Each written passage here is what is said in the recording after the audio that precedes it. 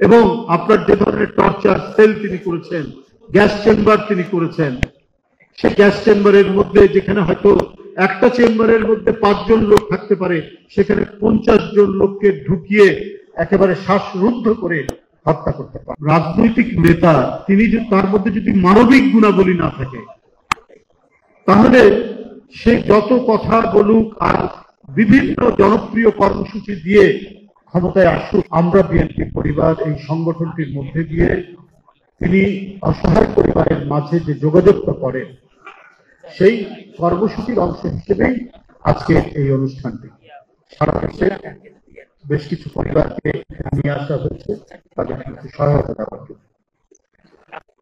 BNP ভারপ্রাপ্ত chairman তিনি গতবার তার জন্মদিন পালন না করার জন্য দলকে নির্দেশ দিয়েছিলেন। আমরা সেভাবেই কোন কর্মসূচি গ্রহণ করিনি। এবারও তিনি নির্দেশ দিয়েছেন কোন কর্মসূচি গ্রহণ না করার জন্য।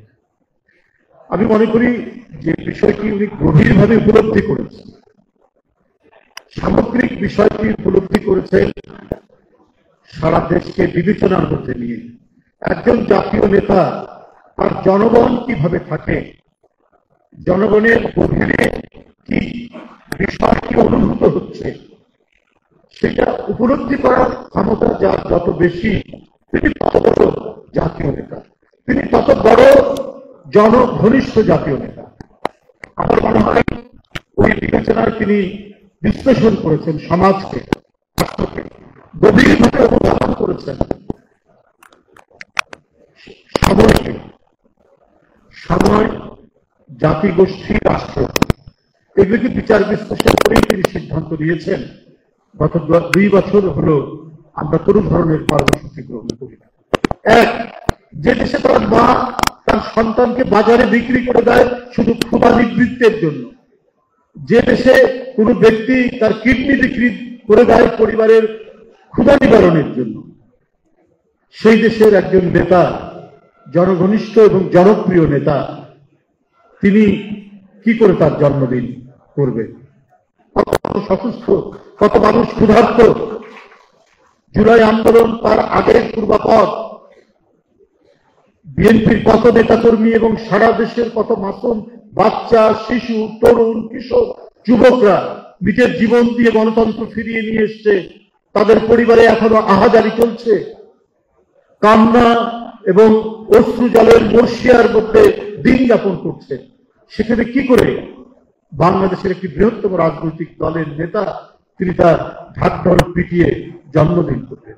এই সমস্ত বিষয়গুলি উনি চিন্তা করেছেন এবং সুস্পষ্টভাবে বলেছেন যে এইভাবে বলে দেন যে কোনো আড়ম্বরপূর্ণ কোন ধরনের অনুষ্ঠান করা যাবে না। আজকে বিষয় নভেম্বর, আমরা অসহায় মানুষের মাঝে কিছু তার পক্ষ থেকে কিছু সহায়তা দেওয়া হচ্ছে। তো এই উপলব্ধি তিনি করতে পারেন, তিনি তো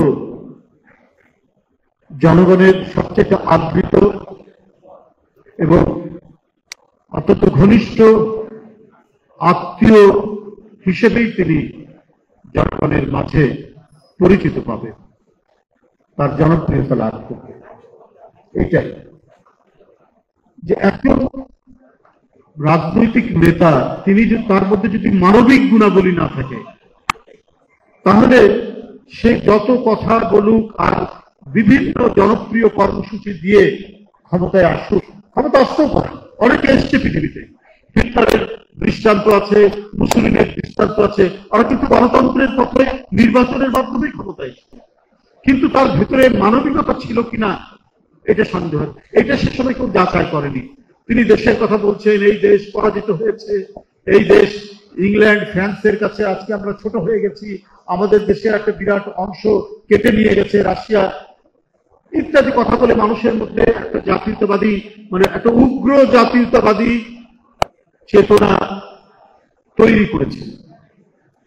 কিন্তু এই জাতীয়তাবাদের সাথে যদি মানবিক গুণাবলী সংযুক্ত থাকতো, তাহলে 60 লক্ষ ইহুদিকে পুড়িয়ে মারতেন না।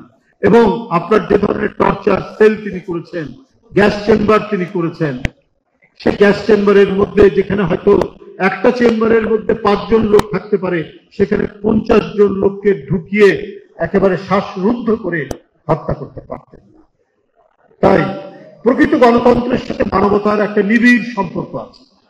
যে নেতা যত বেশি মানবিক তিনি তত বেশি গণতন্ত্রী।